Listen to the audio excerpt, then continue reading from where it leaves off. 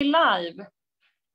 Hej allihopa, welcome everybody to this webinar about how to stop the reproductive trade within the surrogacy industry.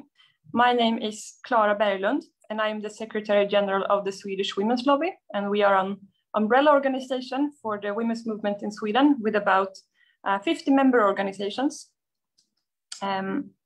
The background of this event goes a long way back. So in the Swedish women's movement, for many years, we have been working to raise an alarm about the exploitation of women and children that goes on inside the surrogacy industry. And we've tried to push for a ban on all forms of reproductive trade in women. And in 2016, we were very happy because we had a governmental inquiry that stated that surrogacy motherhood should not be introduced within the Swedish healthcare system. And the inquiry concluded that surrogacy was not compatible with women's human rights and with children's rights. And there was too big a risks for children and women to be exploited.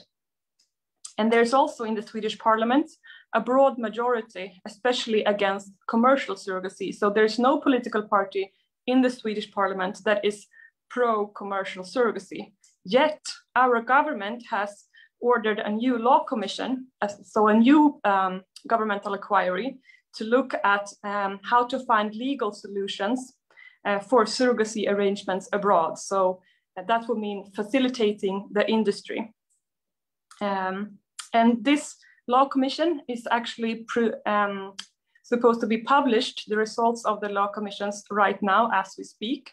So towards the end of the webinar, we will see if we can comment some on that, on what we know. But as all of you from Sweden know, so right now in Sweden, we have a very turbulent time with our government no longer has a majority in the parliament. So it might end up that we will go to a new election, an extra election. So there are very turbulent times, so lots of things are going on at the same time politically. So I appreciate so much that you are with us, both participants and also all those that are viewing this event on Facebook. We are live streaming the event on Facebook. So if you have any comments or questions, you can put those in as comment to the video that we are streaming on Facebook.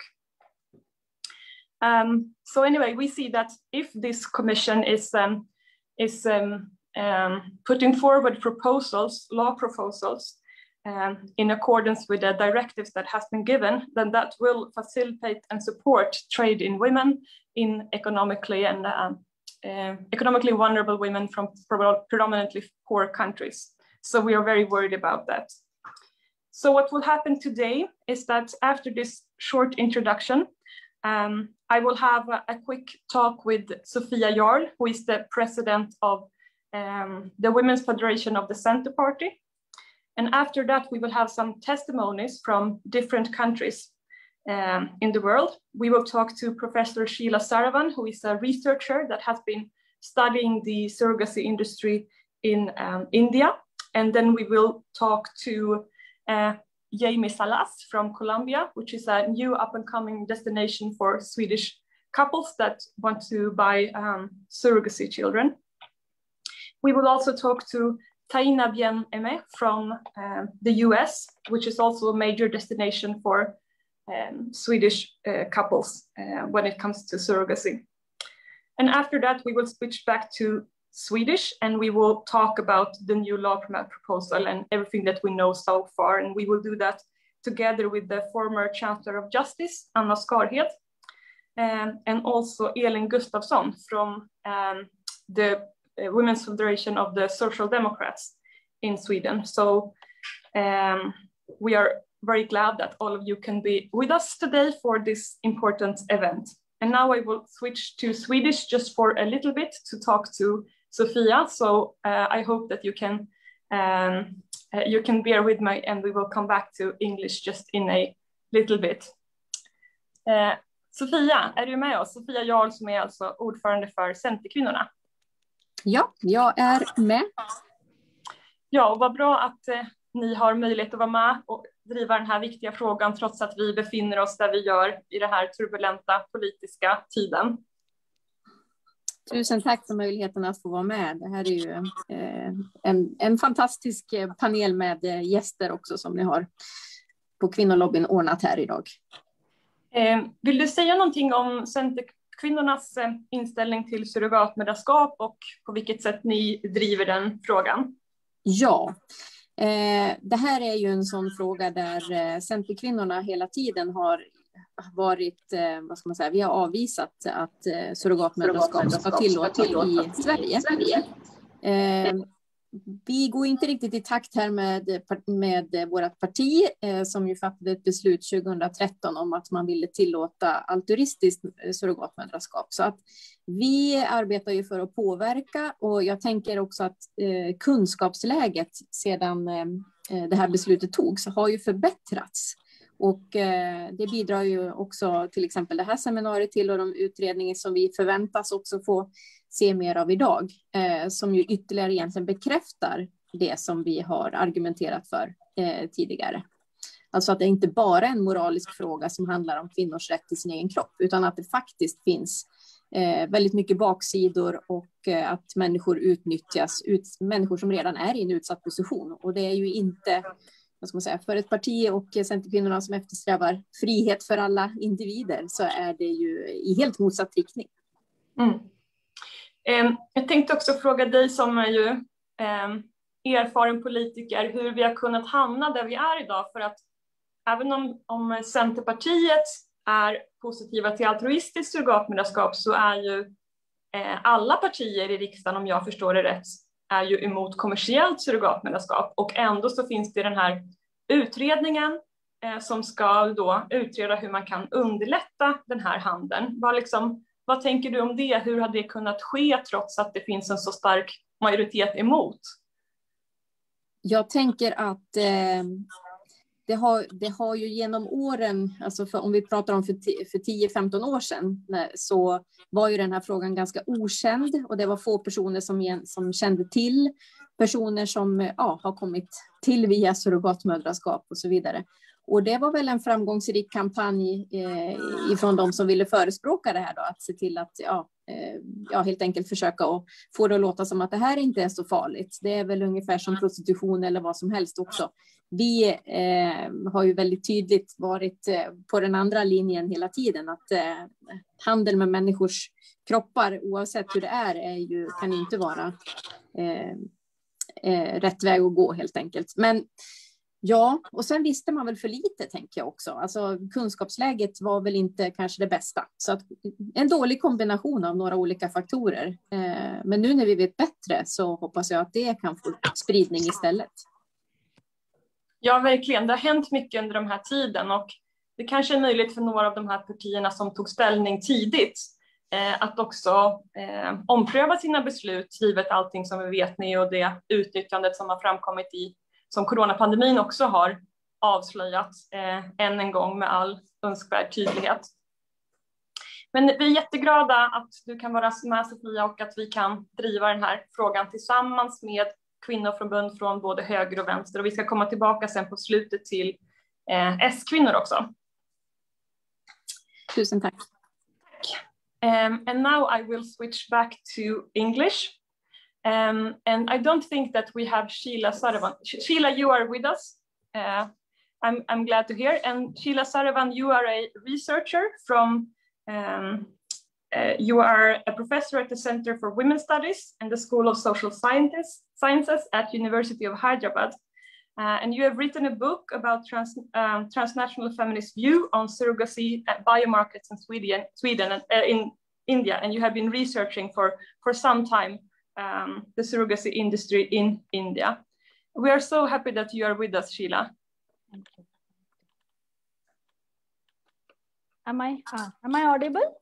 Yes, we can hear you.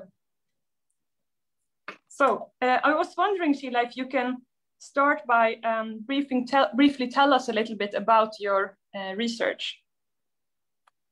Yeah, so I did this research when I was working as a postdoctoral in Heidelberg University in Germany, and there was a project on medical tourism. So this is some aspect that it had not been explored. So I put in a proposal, and at that time I was an expert on reproductive health, but I didn't have any idea about what was going on in India. Only a few news reports at that time. So I came and did a very intensive field work for 6 months. I was following these women right from their beginning of their pregnancy to the delivery, and even post delivery, I was with them. So that was my initial study on which the book was written. And my second, I did a follow-up study in 2019-20. And I went back to all these women, to all these 13, 14 women that I had studied, full longitudinal study. I did an entire pregnancy follow-up, but I also met many other women. So yeah, this was a kind of an impact assessment that I wanted to go back to the women whom I had met, and many more women as well.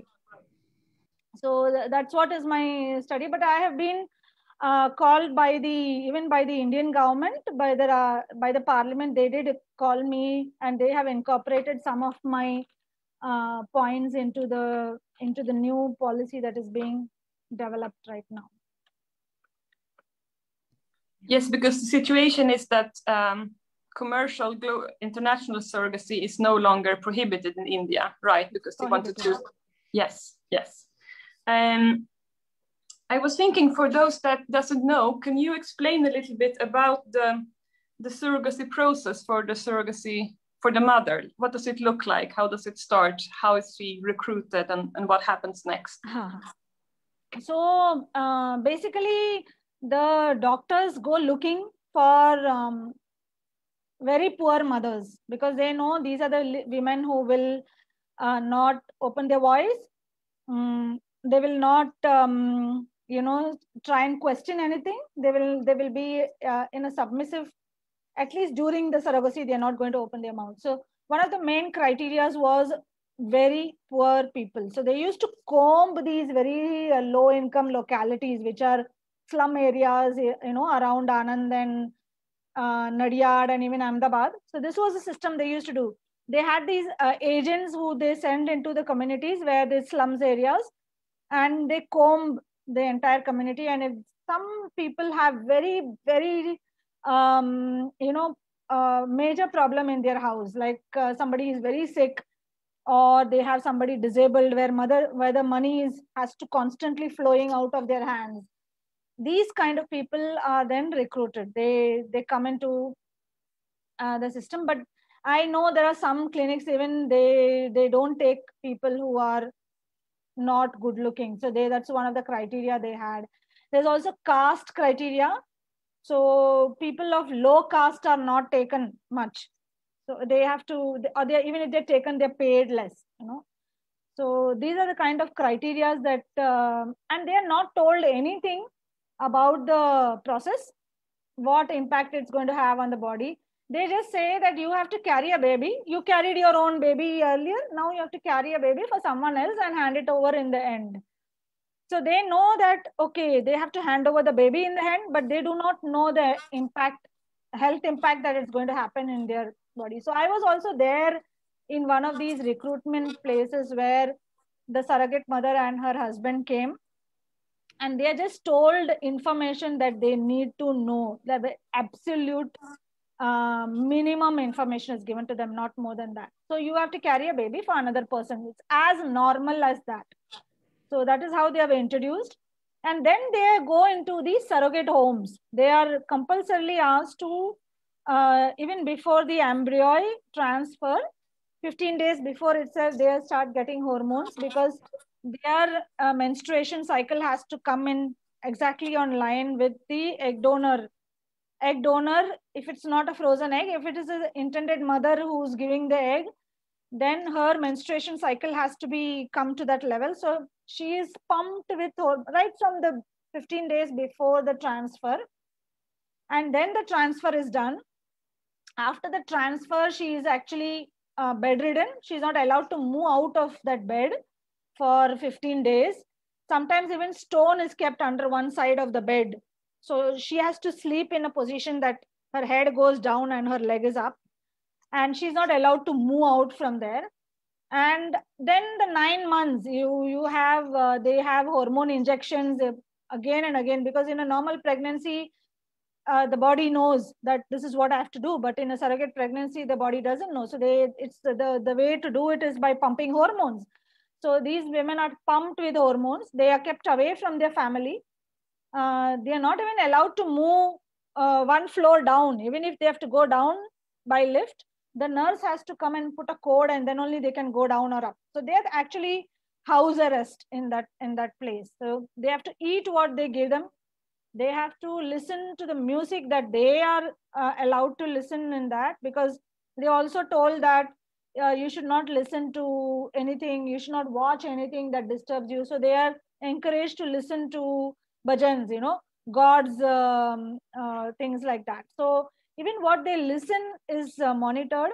And in some of the clinics, they even have this cameras kept on them. So they are forced to eat those calcium biscuits, which they hate. And then in one of the clinics, they are paid according to how much weight they gain. So every month they are weighed on a weighing machine, and if their weight has not gained enough, then the payment reduces. So they are like fed, literally fed food, and they sometimes forced to eat themselves. And there was a joke, one of the surrogate mothers said that I will tie stones around my sari so that I weigh more, because then otherwise my payment is not affected. Then serious things happen, because sometimes surrogate mothers get complications, and some of them die. Like one of my surrogate mothers, she said another surrogate mother died during the time when she was in the clinic, and there were only 2 women in the room. So she kind of got petrified that how can a woman die like that?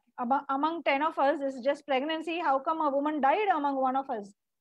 So she was really terrified, and even now she is in very, very a very bad psychological state, because she saw one woman, one of her roommate died, and another woman had seen at the delivery room, she saw another woman having hemorrhage.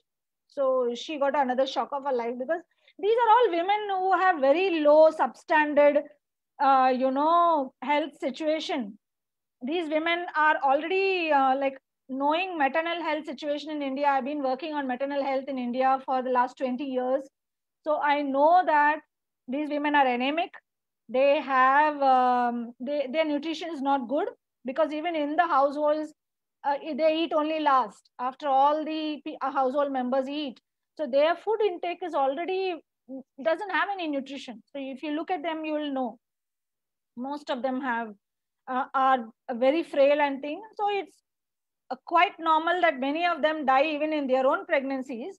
So in this kind of complement, we all know that surrogacy pregnancies are a lot more risk.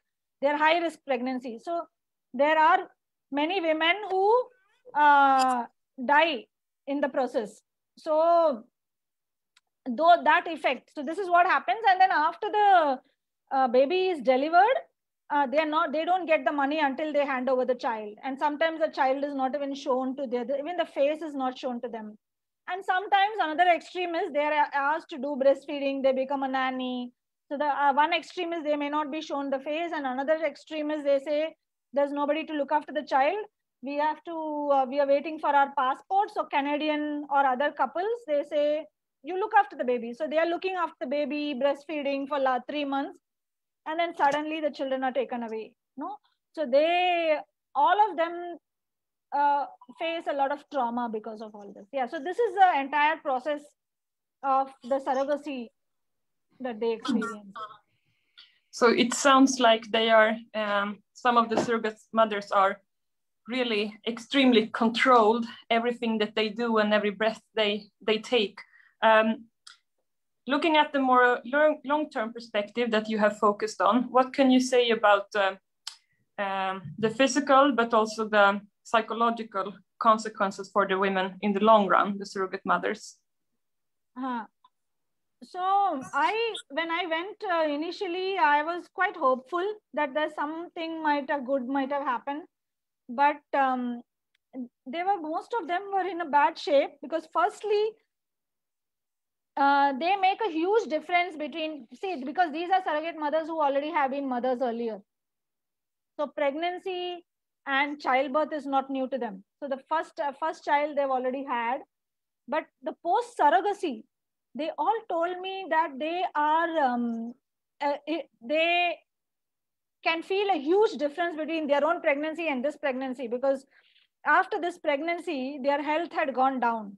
Firstly, they were not able to do the normal work that they used to do before. Even that normal work that they used to go and work in other people's houses as cleaners and all, they were just not able to do.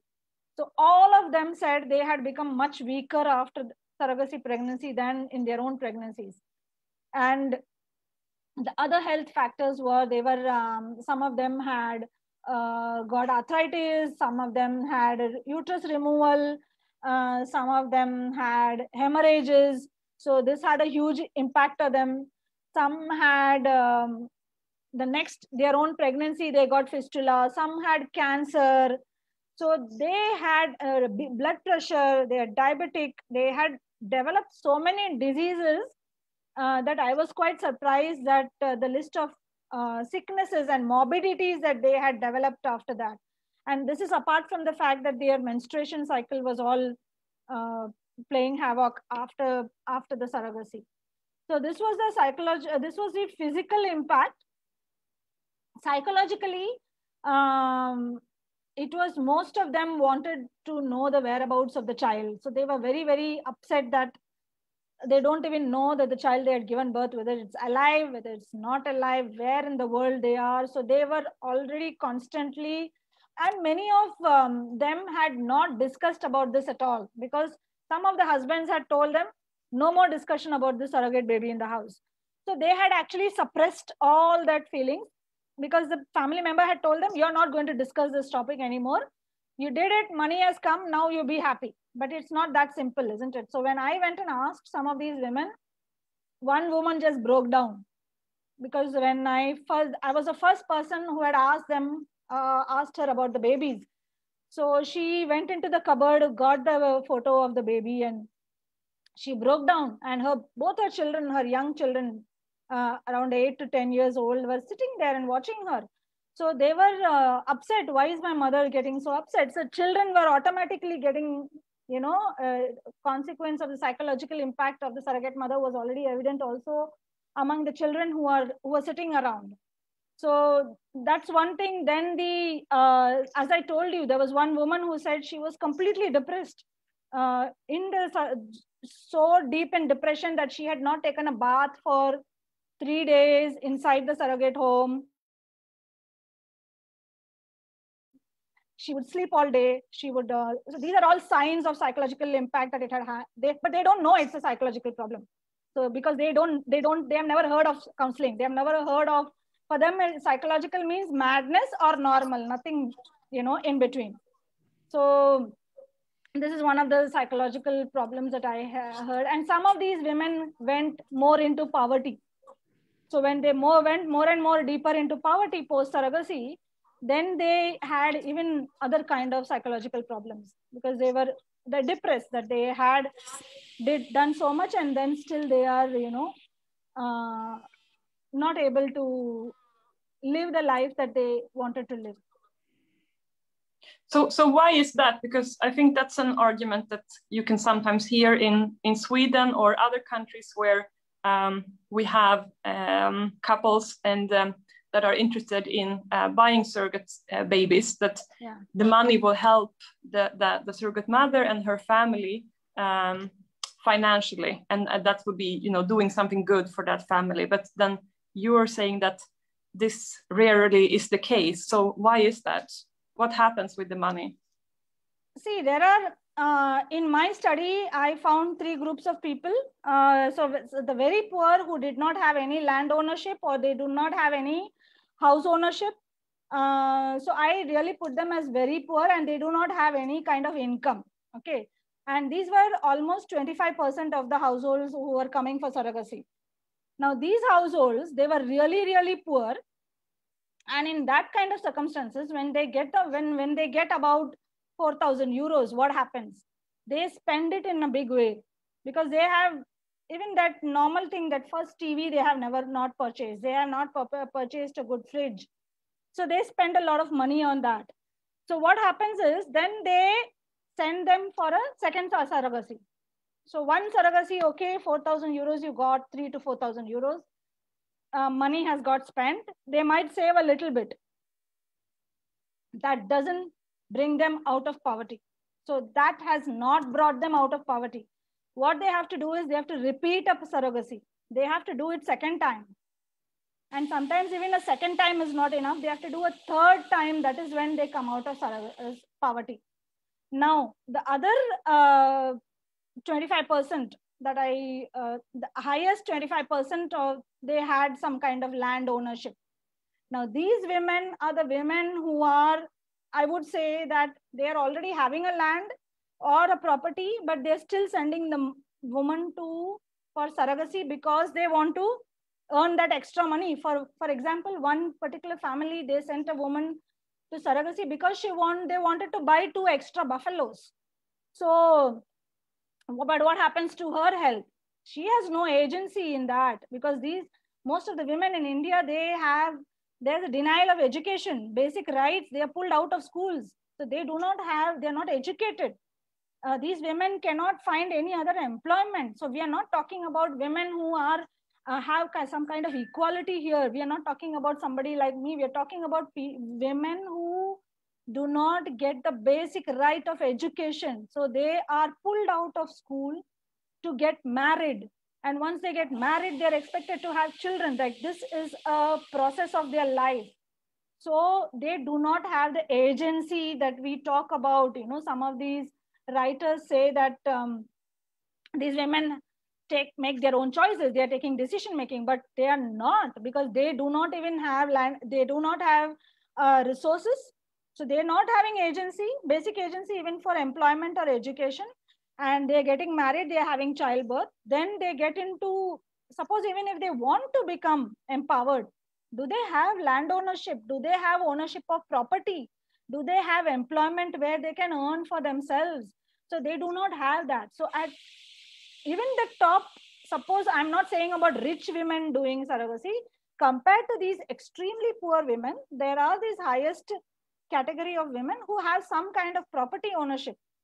So these women, even if they're doing surrogacy, most of them are not doing out of their own agency.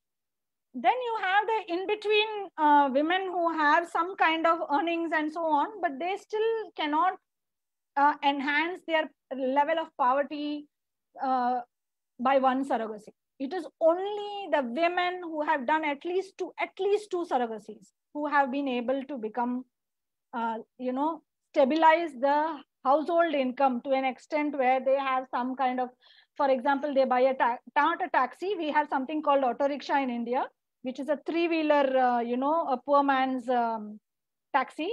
A few of them have bought something like that, but only after a second or a third surrogacy, not before that.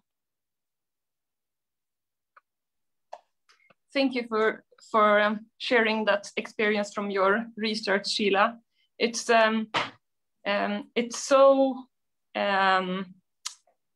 strange that in Sweden and in many other countries, that agency, deciding over your own body, that's used as an argument to promote surrogacy. But when listening to you, it's so clear that surrogacy motherhood is about giving up the agency of your body and also not being involved in doing that, in taking that decision. For example, one surrogate mother told me, anyway, my life is a waste. Okay, I've lived my life. I had 2 surrogacies. My family is happy. I am going to die early. And this is a dialogue that I heard many of the surrogate mothers say. So they have sacrificed their life for the sake of their family, so that they are having some money. So if we call this agency, then it's not agency. Not agency. Yeah, the ultimate sacrifice. So thank you so much, Sheila, for sharing that and for the important work that you have done and that you are continuing your research. So thank you very much for being with us today. And now we will go to Colombia, and I will welcome Jamie Salas from Iniciativa Pro Equidad in Colombia. Are you with us, Jamie? Hello, everybody. Yes, I'm here. Good. And your organization is also the national coordination of ICASM, which is a global organization, an international coalition for the abolition of surrogate motherhood, which our organization is also part of. So there's a big network of women's rights organizations from all over the world fighting against surrogacy. Yeah. Yes. So could you start by just briefly telling us a little bit about the situation when it comes to surrogacy in Colombia?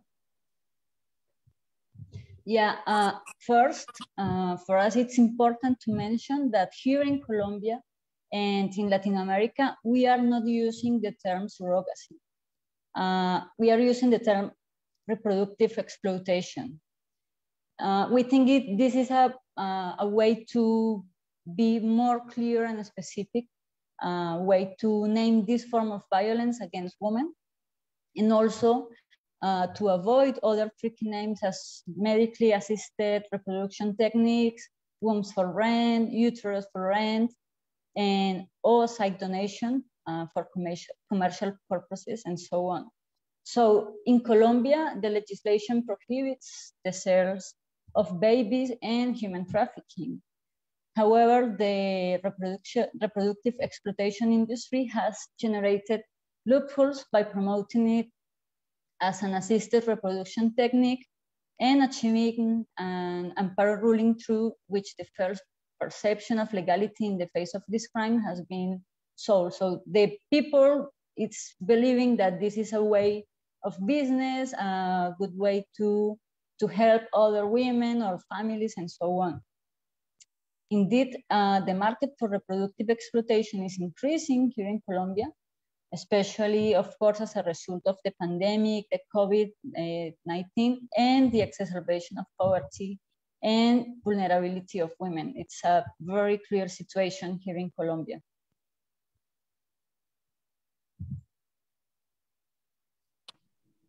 Thank you. And I should also say that the reason that we wanted to hear more about the Colombia is that it's a growing destination for Swedish couples, and that we have an agency, a surrogacy agency that has been established in Sweden that work directly with promoting Colombian surrogacy arrangement. I was wondering, could you tell us a little bit about the surrogate mothers in Colombia, who they are and where they come from, etc.? Yeah, the women are especially, you know, in the most down situation, you know, the vulnerable, the poverty, of course, women that have been also exploited in prostitution, for example. In fact, recently, one of the organizations of victims of sexual exploitation learned that PIMs are capturing prostituted women in the red light areas. So it's like a, you know, like a connection. They are trying to get the women from prostitution to surrogacy, to a reproductive exploitation, taking advantage of that because of the pandemic has like bringing like a modification in the functioning of the prostitution system. Now we are having, for example, the webcamming exploitation, sexual exploitation, and the women that are not fitting that profile are like, they are searching for them to bring them to reproductive exploitation. So it's becoming a big market, and they're taking their babies abroad. As in sexual exploitation, recruitment is done through voice to voice and through social networks. We have identified also like groups operating as NGOs for vulnerable women. So it's a very good way to get them to the reproductive exploitation. So it sounds like the surrogacy agencies and clinics, they use the same methods and they prey on the same women that we see in the sex industry. Exactly. I wanted to ask you that because there's been some news in Sweden and in other countries about a case concerning a network in Colombia that has been selling babies from migrant women from Venezuela. Do you know anything about that? And can you tell us what it is about? Yes, we have in Colombia this migration crisis, and Cucuta is one of the cities that, you know, have more population from Venezuela, more women. And it's the same. We have this problem of sexual exploitation, and now with this network that was dismantled, the reproductive exploitation. So this network was selling babies from Venezuelan migrant women, and they were captured doing these assisted reproduction agencies to exploit women on reproductive exploitation and taking their babies to other countries. So the news says that the judicial and immigration authorities were tracking this group for about 14 months. They were selling these babies to Europe, and they were contact the woman for months and months, like doing a following to them, and they were offering like 2 or 4 million pesos to sell their children.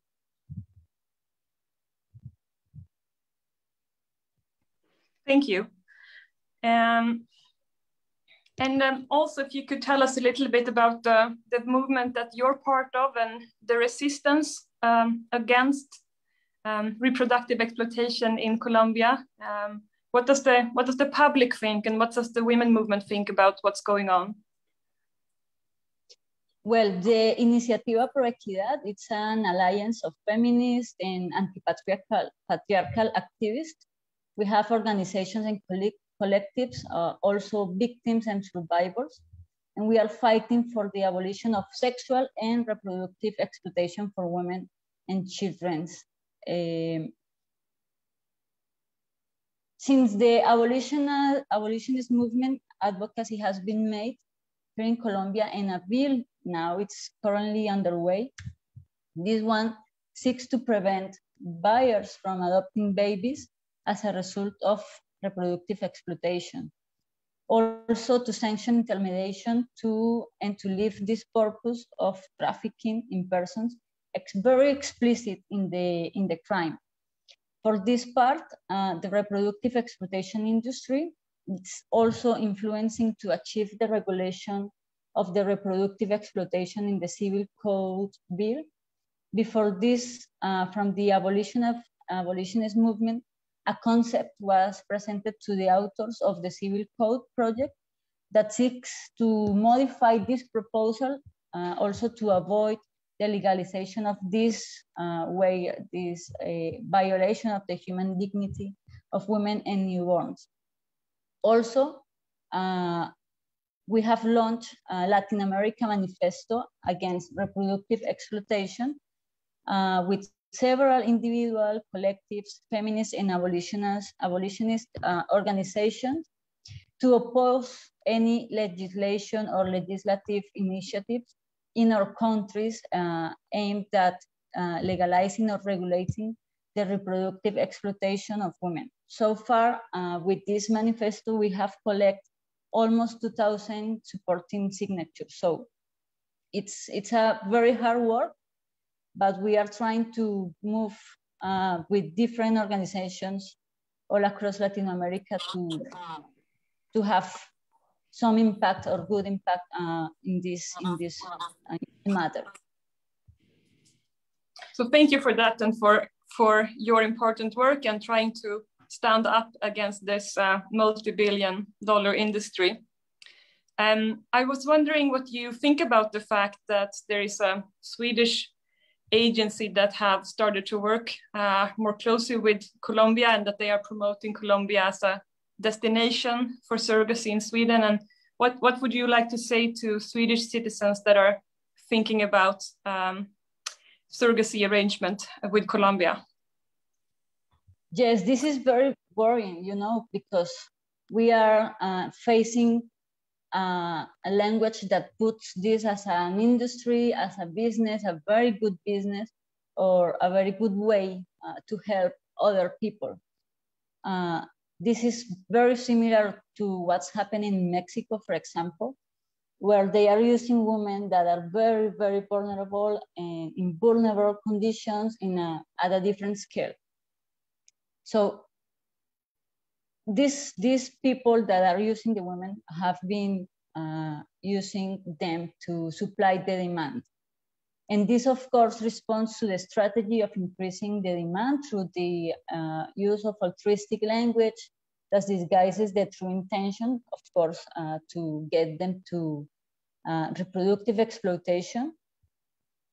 And after the population buys this language, this point of view, it's very easy to get to the facilitation of the exploitation, of course, with all the impunity that comes with it, and also putting exploitation at a level, as I mentioned before, of a business and an industry that, of course, it's very similar as they use it to sexual exploitation. So it's very important that we can, make this relation between sexual exploitation and reproductive exploitation, because they're using basically the same strategies. And this, of course, makes it very easy for the sexual and reproductive pimps to get more women to this form of exploitation. And we have to know that, of course, this sadly affects all women together as a class. This is not only affected to the actual women that are involved in this situation, but everyone, because put us all in this situation of something that we can sell, something that we can use, and then, live there to their lucky situation in life. So it's a clear violation of the human dignity and the human rights. So we cannot let this happen in any country, not in Colombia, nor in India, or any other country that are facing this kind of situation. Thank you, Jamie, for explaining that to us, and we will try to take your words with us and spread them in Sweden and other parts of the world. So thank you. Thank you. And now we will move to the US, and we have with us Taina Bien-Aimé, who is the Executive Director of the Coalition Against Trafficking in Women. Hello, Taina. Hi, thank you so much. The Swedish Women's Lobby. So glad to be here. Hi, everybody. We're glad that you are here and that we could find, a time that works with all those different time zones that we're in right now. I was wondering, Taina, if you can tell us a little bit about the situation when it comes to surrogacy in the US and the industry. What does it look like? Well, there are some estimates that say that by the year 2025, the reproductive commercial surrogacy industry will have reached $30 billion. So you know that it is a very lucrative system of exploitation. A lot of people are going to make a lot of money. And it's very similar to the financial and other methodologies of the sex trade, right? So as Jaime mentioned, it's reproductive commercial surrogacy is a form of sexual and reproductive exploitation. But it's a thriving business, and the complicated factor is that these reproductive industries, they also have a lot of other so-called legitimate medical services, such as helping people who suffer from infertility or other reproductive issues. But then they took this opportunity to then develop this multi-billion-dollar industry of extreme exploitation. So just to give a little bit of a legal background, the United States has a federal legal system, and so the issue of commercial surrogacy is legislated at the state level. I live in New York, and so tragically, New York has just enacted a state law legalizing reproductive commercial surrogacy. It was, the governor passed it, he buried it in a 400-page budget proposal in the middle of COVID last April of 2020, in the middle of the night, and it was enacted in February of this year. So very tragic for us. And can you tell us a little bit about the surrogate mothers, who they are and how they are recruited by the industry? Well, you know, the population is very similar to the women that both Sheila and Hamie described.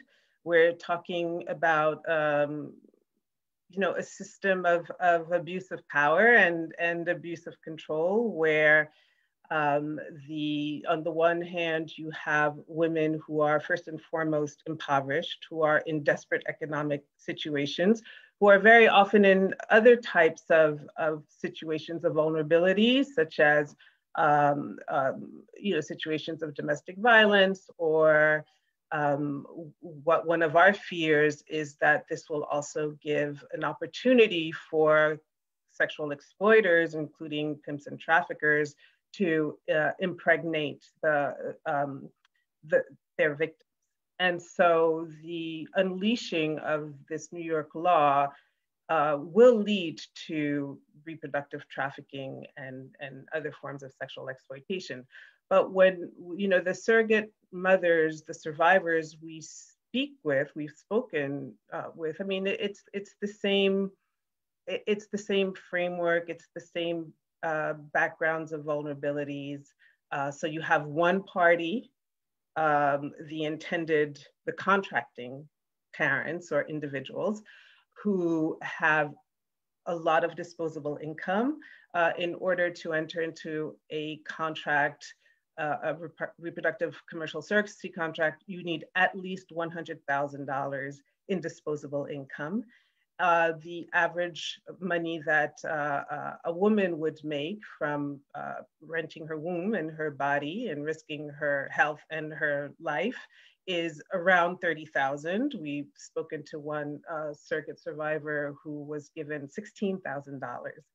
So, I mean, if you know, these women are in desperate economic straits, so you think of $16,000 for a 10-month, you know, 40-week pregnancy, plus all of the health risks that she undertakes prior to the pregnancy, with infusion of hormones and other intrusional medical situations, and then of course the postpartum devastating consequences that are not recorded. I think that's also important. And just to give a little background of the New York law, it's a horrific law in that the woman has to undergo medical tests, psychological tests. She really is seen as cattle, right? She is a vessel that needs to be inspected and needs to be receive a stamp of approval.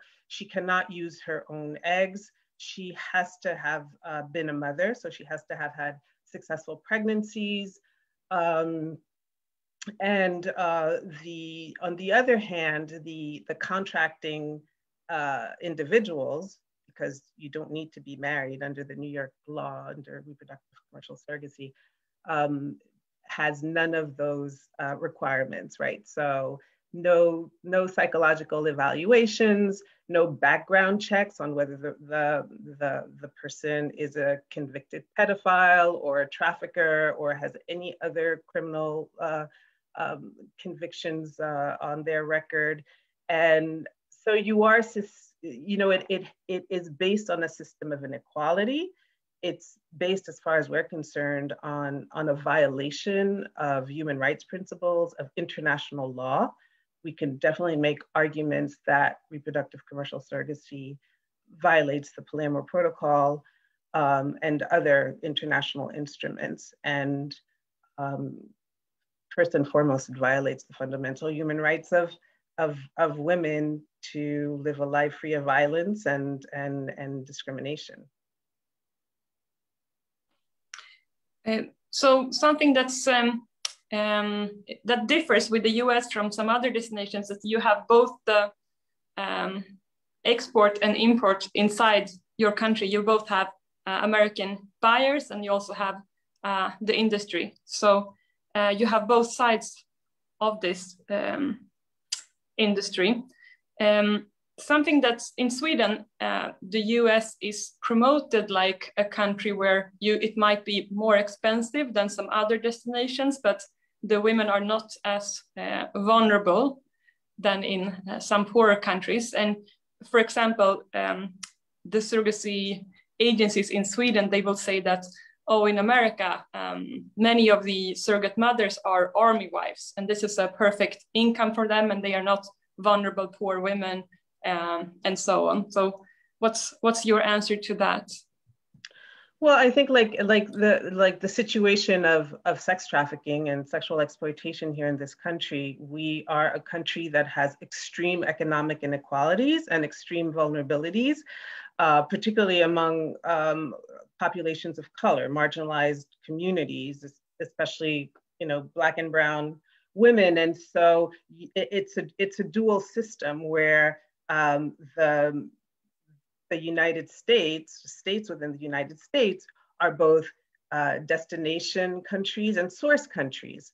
And so there are definitely plenty of vulnerable women who are American and will be targeted by these reproductive, I want to call them trafficking agencies.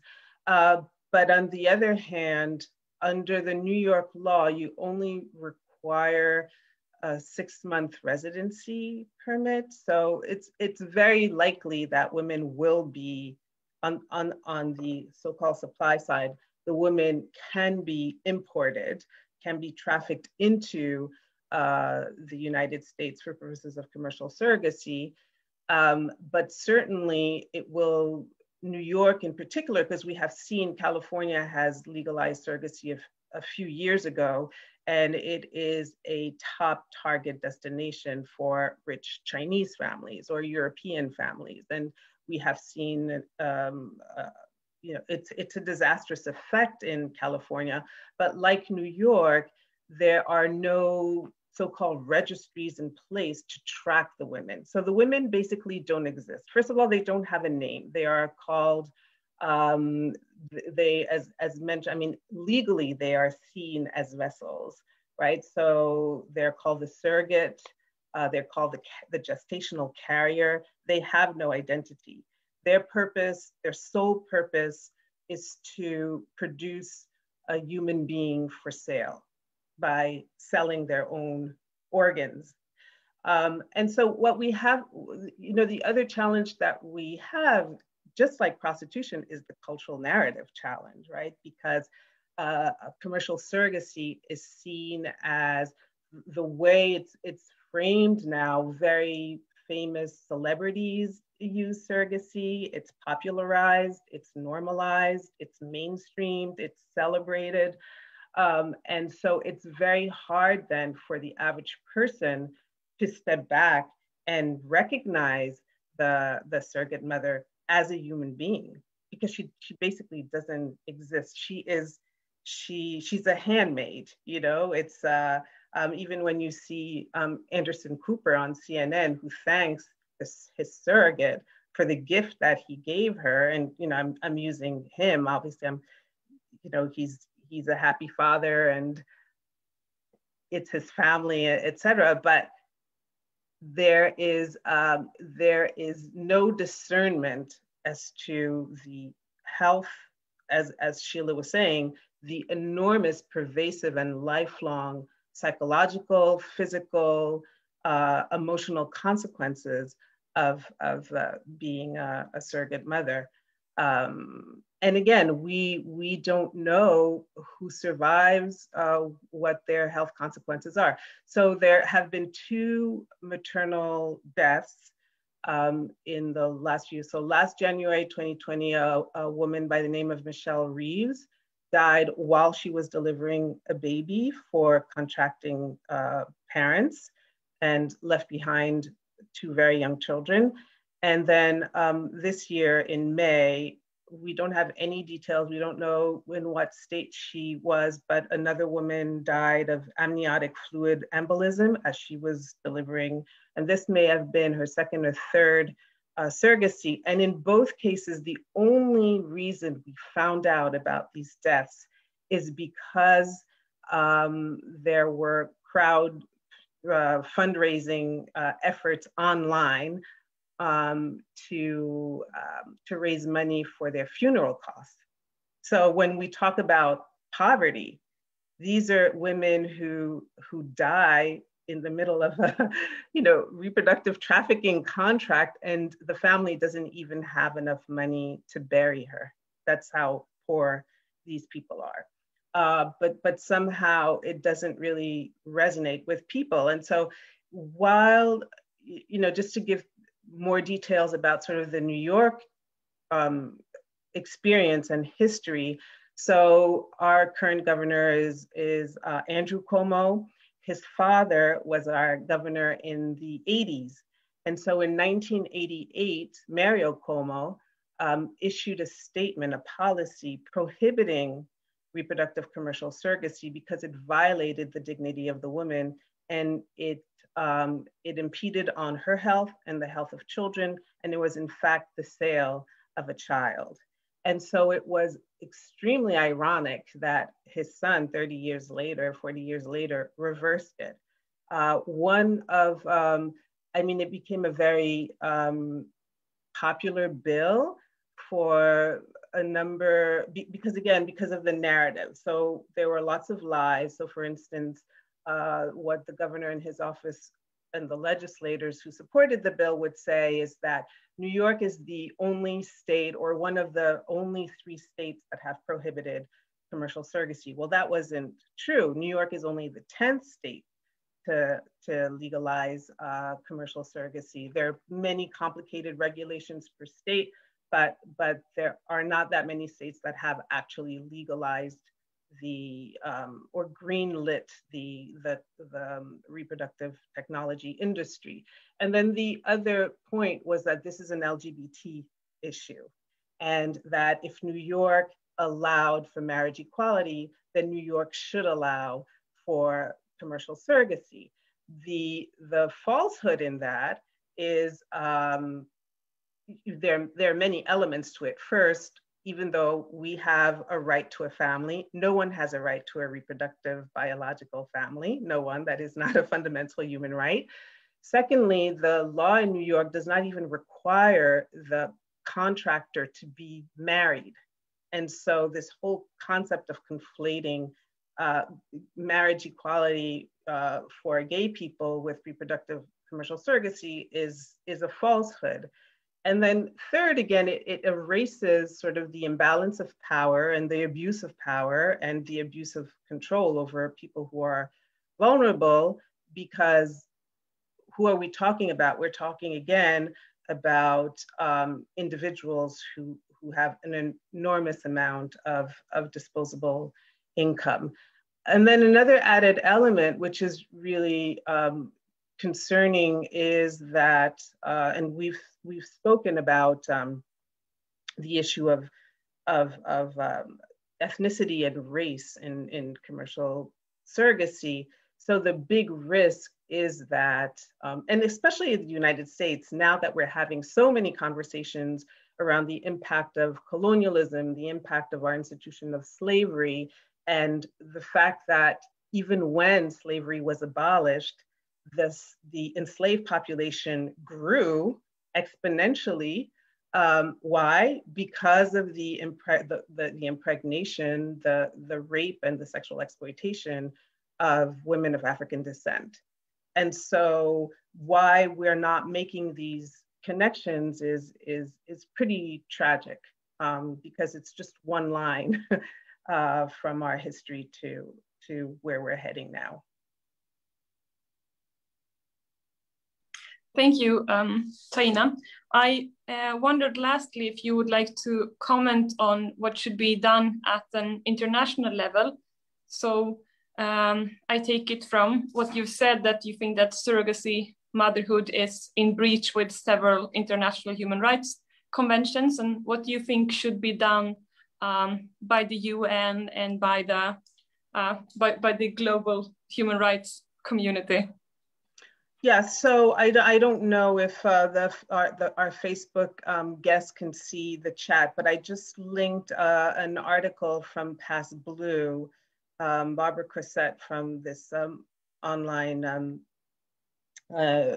news outlet called Pass Blue, which is primarily read by people interested in UN issues, wrote this article about the New York law. And so the UN Special Rapporteur on the exploitation and sale of children contacted us at the coalition and asked us to submit a communications letter that she hopes to present before the Human Rights Council, asking the United States about this, because it's in clear violation of international law. The United States has not ratified the Convention on the Rights of the Child, but has ratified its optional protocol. So you have, we are more experts on women's rights. I'm not an expert on children's rights, but clearly this is what reproductive commercial surrogacy does, like the system of prostitution, is really it doesn't only violate the principles of equality, but it's a form of femicide. It really is. And so we hope that, who knows in my lifetime, but we hope that one day perhaps the federal government of the United States would then issue a law that would prohibit commercial surrogacy. Whether or not the states will follow, we don't know.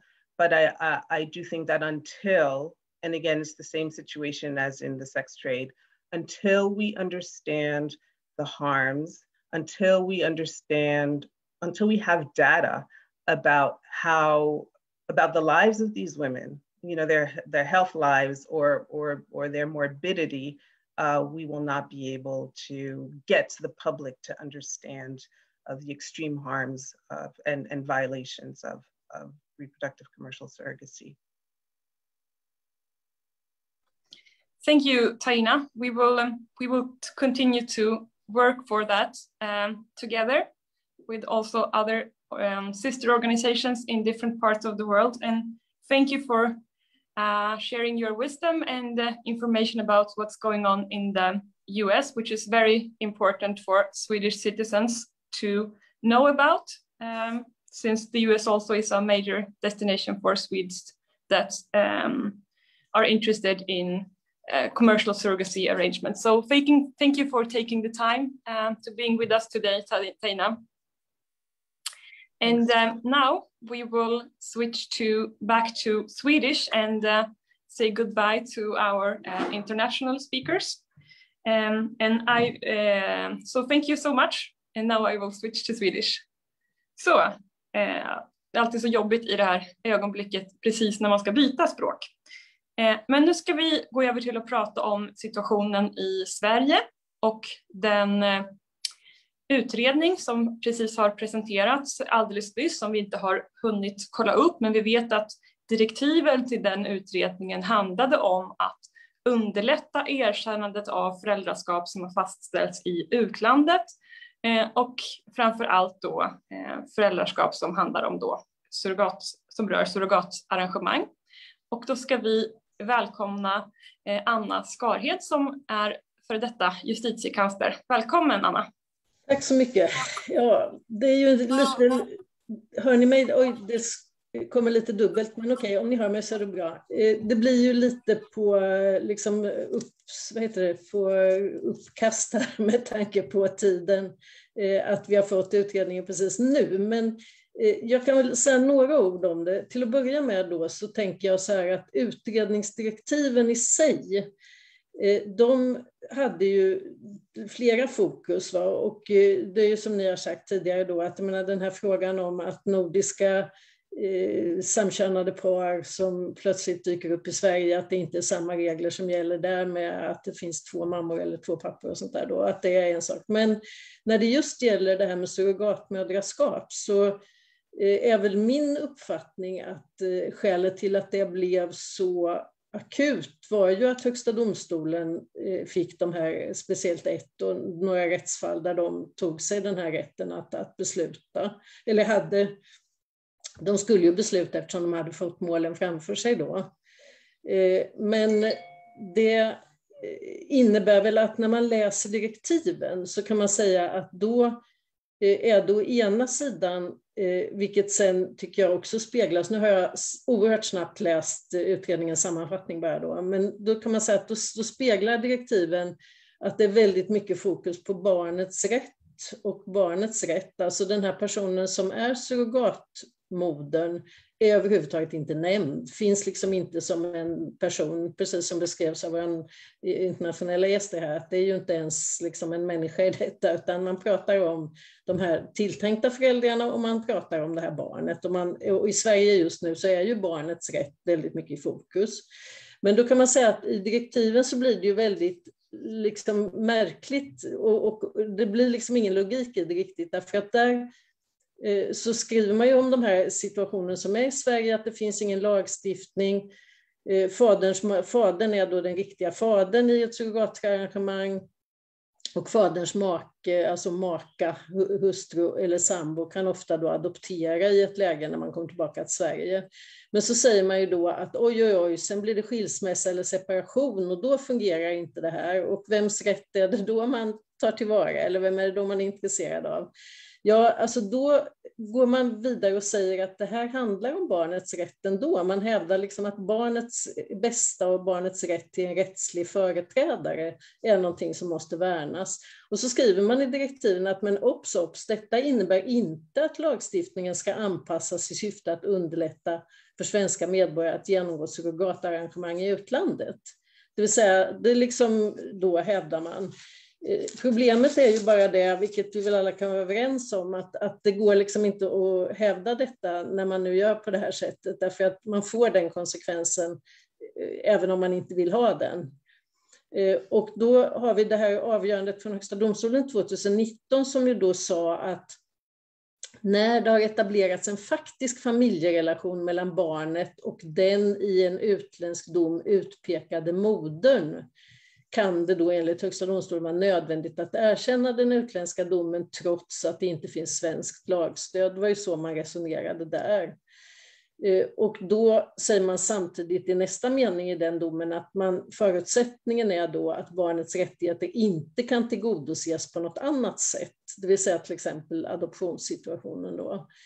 Men sen har ju det här gått vidare och jag kan faktiskt inte det, pinsamt nog kan jag säga nu då, men det ärendet har ju gått vidare till ett nytt HD-fall. Och då är vi precis i det här med separationen, att då visar det sig att den tilltänkta modern, tror jag att det är i det fallet, när de då har separerat, ja då hamnar man liksom i det här limbot igen. Va? Hur ska man nu hantera detta? Och där har, så vitt jag har förstått, så har hon fått rätten att föra talan om om sin föräldras rätt, eller om det handlar om vårdnad möjligen då. Och det som är viktigt i den här NJA, alltså i Högsta domstolens dom också, det är ju då att man hänvisar till den här Europadomstolens advisory opinion, och ni kan det här bättre än jag. Men den advisory opinion är ju mycket problematisk får man ju säga då, för att den konstaterar ju då att rätten till privatliv för ett barn som fötts efter ett surrogatarrangemang i utlandet och vars tilltänkta genetiska fader, alltså vars fysiska fader då erkänts som far i hemlandet, då krävs det enligt den här advisory opinion också att det finns en laglig möjlighet att erkänna en rättslig relation mellan barnet och en citat tilltänkt förälder som i ursprungslandet fastställt som barnets mor. Det vill säga, då är man ju där. Va? Då är det. Och det förefaller ju mig som att både direktiven och HD har liksom låtit sig influeras av detta. Och det innebär, som jag ser det, så är ju det här alltså det är väldigt problematiskt. Och om jag gör en parentes i det bara, så kan jag säga så att jag tycker för min del, som jag kan se det just nu, att det enda rimliga sättet för Sverige, om vi ska säga nej till surrogatarrangemang, vilket vi självklart ska göra av alla de här skälen som har framförts här. Alltså det handlar ju återigen, visst, ett barn som redan är fött måste ju tas om hand, men det finns, alltså så mycket i detta handlar ju om rättigheten för de här föräldrarna, citat nu då, föräldrarna. Och det är precis som vår amerikanska vän väl här sa, alltså det är ingen mänsklig rättighet att få barn. Alltså det är ingen mänsklig rättighet, även om det naturligtvis är ett oerhört trauma för många som inte blir det. Men då finns det adoption och det finns annat. Och min uppfattning är ju alltså det är ju bara att om ett svenskt par dyker upp i Sverige med ett barn som har tillkommit genom surrogatarrangemang, så tycker jag att den självklara svaret från svensk lagstiftning och svenska myndigheter är okej, det här barnet omhändertas.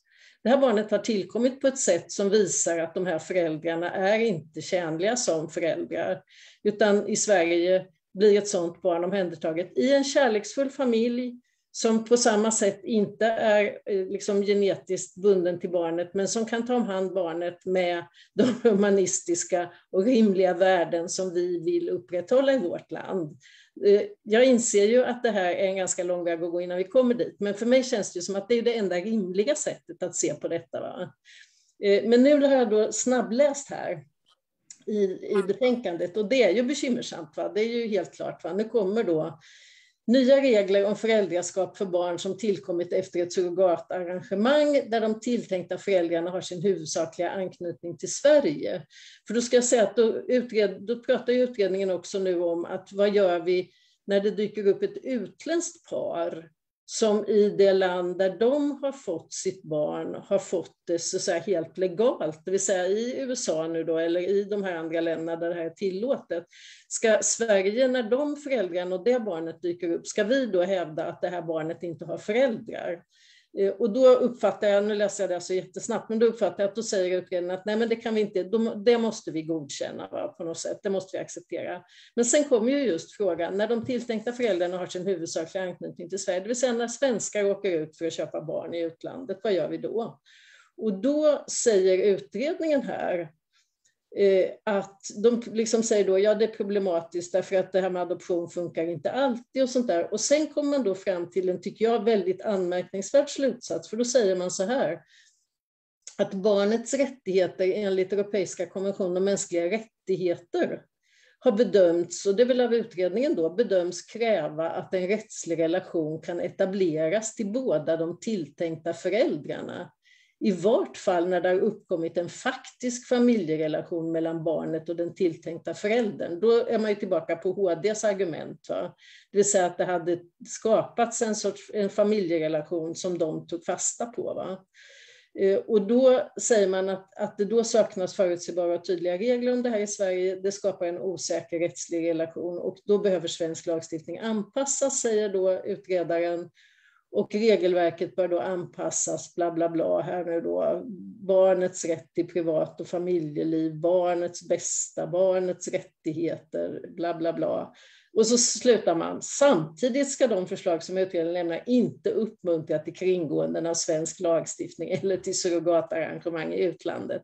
Det är hjärnsläpp, va? Alltså det går ju inte ihop, det går ju faktiskt inte. Så att ja, tyvärr mina vänner, detta är vad vi har fått nu då. Och det innebär ju bara att alltså, det här är verkligen någonting som vi behöver jobba vidare med och kämpa med. Och i grunden är det väl som, jag tyckte vår amerikanska vän just sa här, att, och jag såg också på den här, ni hade ju försökt att göra en survey för att se om man kunde få svar från svenska folket som gav oss något vettigt. Tyvärr är det ju så med den där typen av undersökningar att det är svårt. Och den gav ju ingenting. Va? Det blev ju liksom, just därför att människor förstår inte detta. Va? Man förstår inte vad det handlar om.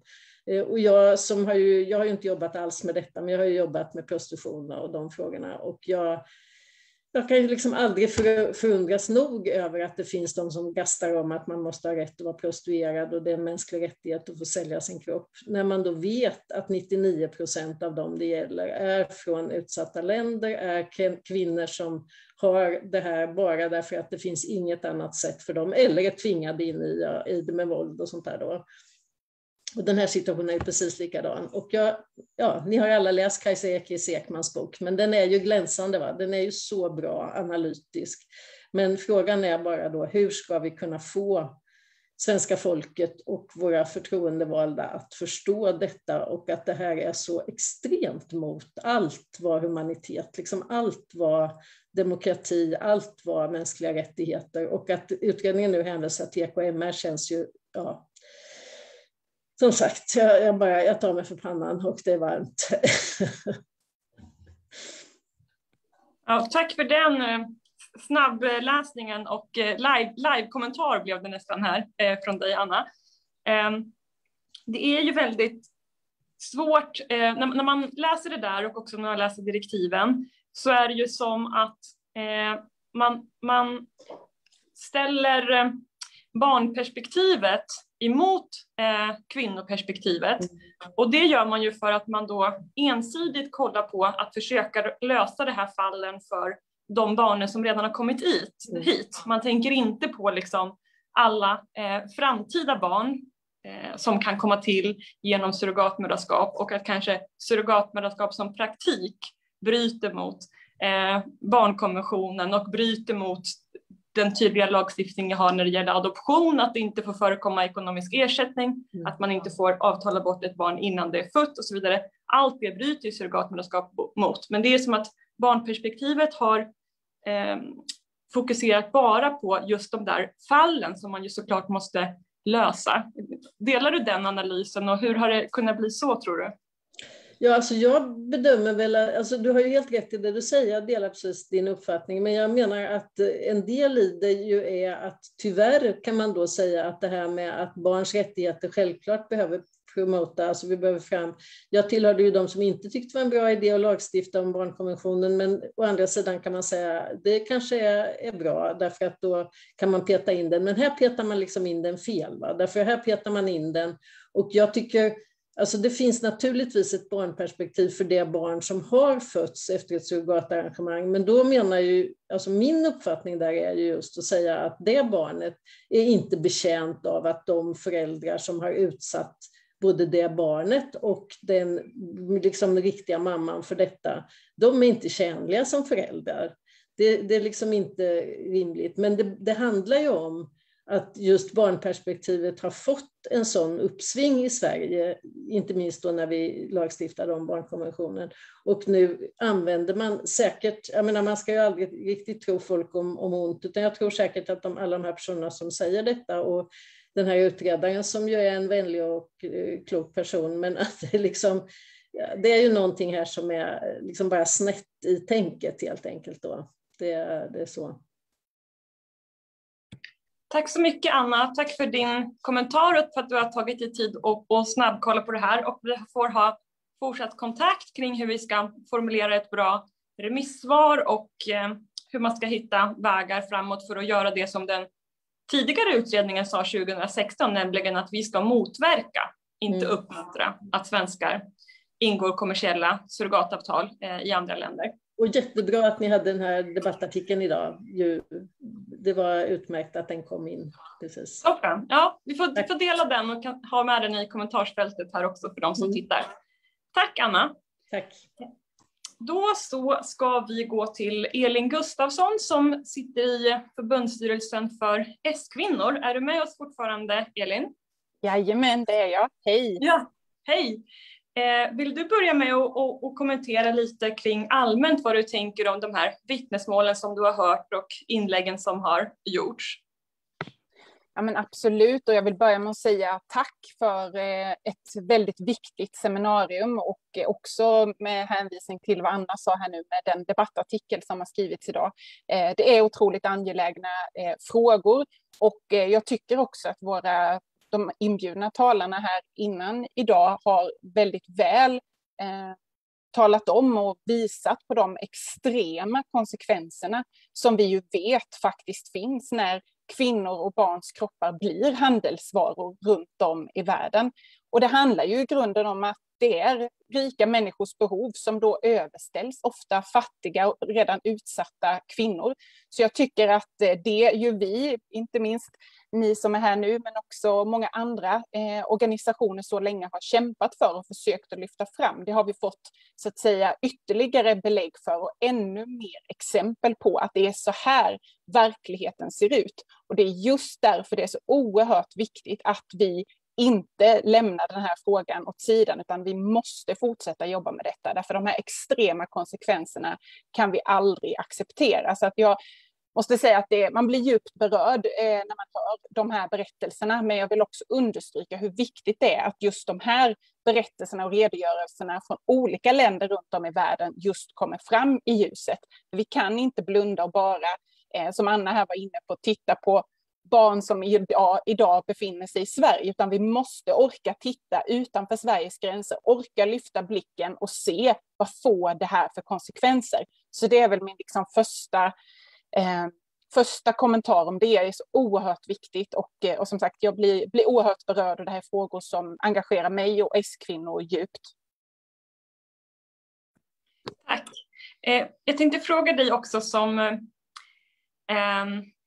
erfaren politiker hur det har kunnat bli så här att det här har hänt. Att vi, å ena sidan har vi alla partier, inget parti i riksdagen är för kommersiellt internationellt surrogatmoderskap. Det finns några partier som är för altruistiskt surrogatmoderskap i Sverige. Men alla är då emot kommersiellt surrogatmoderskap.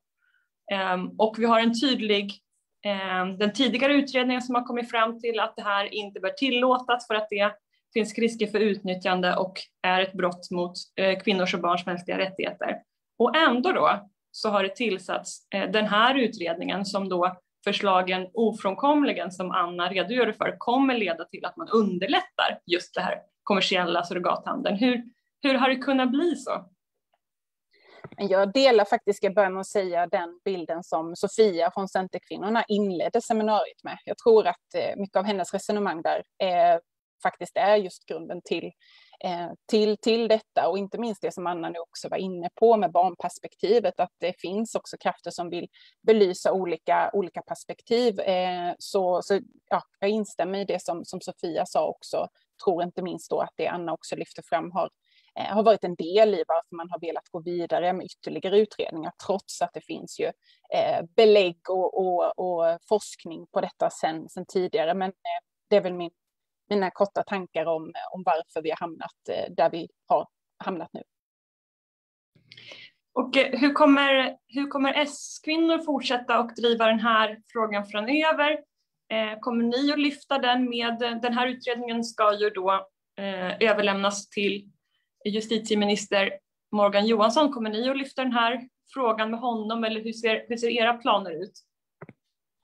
Ja, men låt mig bara vara väldigt tydlig, och nu har jag ju inte heller, fick vi ju en föredömlig live-uppdatering här av Anna kring utredningen, men jag har inte hunnit skumma igenom den här under tiden. Men jag har ju tagit del av tidigare utredningar, och det här är ju ingen ny fråga för oss från S-Kvinnors sida. Så där vill jag väl börja med att säga, för oss S-Kvinnor så är detta en grundläggande fråga. Vi har så länge varit tydliga med att vi aldrig kan acceptera den här typen av, vad jag precis sa, det vill säga handel med kvinnor och barns kroppar. Det kan aldrig accepteras. Och det handlar ju också, som vi har varit inne på här, det handlar om principen om människors lika värde. Och då ska aldrig en människa betraktas som ett medel för en annan människas behov. Och det är precis det vi måste understryka. Det har vi gjort och det kommer vi fortsätta göra. Därför att det också, ska jag säga, att det handlar ju också om de här perspektiven som lyfts fram kring synen på så kallad frivillighet. Alltså det så kallade altruistiska surrogatmoderskapet.